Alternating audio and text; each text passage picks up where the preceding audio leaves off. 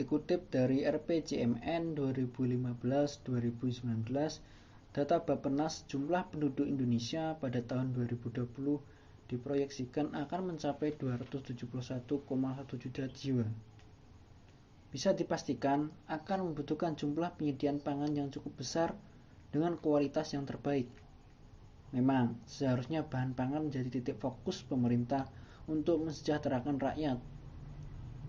Dikutip dari Buletin Konsumsi Volume 10 yang terbit pada tahun 2019, menyatakan bahwa Indonesia masih mengimpor beras pada bulan Januari sampai April 2019. Hal tersebut masih menjadi permasalahan yang utama bagi negara yang digadang-gadang adalah kawasan agraris dan superior dengan keanekaragaman sumber dayanya, tetapi tidak bisa menyanggupi permintaan pangan dari dalam negeri terlepas dari aspek politik. Sengaja kami rincikan permasalahan bahan pangan di dalam negeri sebagai berikut. Yang pertama, negara masih impor bahan pangan. Yang kedua, kebutuhan pangan di dalam negeri lebih besar dibanding produksi pangan.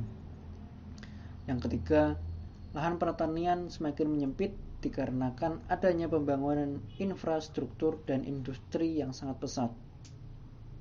Dalam hal itu, permasalahan yang telah diuraikan, kami menawarkan solusi yang untuk meningkatkan produksi bahan pangan. Solusi tersebut kami tujukan dalam ranah hal yang fundamental, yaitu pertanian dalam komoditas kecil bagi masyarakat rumahan. Salah satu metode penanaman tanaman budidaya yang sedang ramai digeluti masyarakat adalah greenhouse. Greenhouse yaitu bangunan kecil yang berisi tanaman budidaya untuk dimanfaatkan sebagai konsumsi sehari-hari sampai dijadikan usaha. Dalam perawatannya, air adalah hal yang sangat penting bagi keberlangsungan hidup tanaman greenhouse. Planterpot hadir untuk memberikan solusi dalam perawatan tanaman. Otomatisasi serta monitoring kondisi air dengan akses digital adalah tawaran dari Planterpot. Cara kerja alat ini sebagai berikut. Sensing mode. Sensing mode adalah bagian dari Planterpot yang berfungsi sebagai deteksi kondisi dari sensor. Sensor-sensor tersebut diantaranya sensor soil moisture berfungsi untuk mendeteksi kelembapan tanah. Sensor suhu DHT22 berfungsi sebagai deteksi suhu udara di sekitar.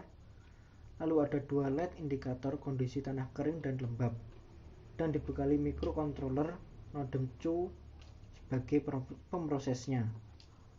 Data yang didapatkan akan dikirim ke database Verbase untuk penyimpanan data, serta email untuk notifikasi kondisi tanaman.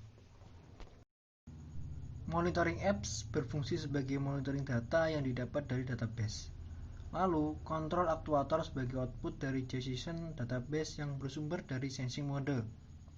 Jika kondisi tanah kering, maka pompa akan menyala. Dan jika kondisi tanah lembab, maka pompa otomatis akan mati. Semoga Planterpot ini menjadi masalah solusi dalam pemanfaatan teknologi tepat guna untuk meningkatkan produksi pangan. Sekian, terima kasih.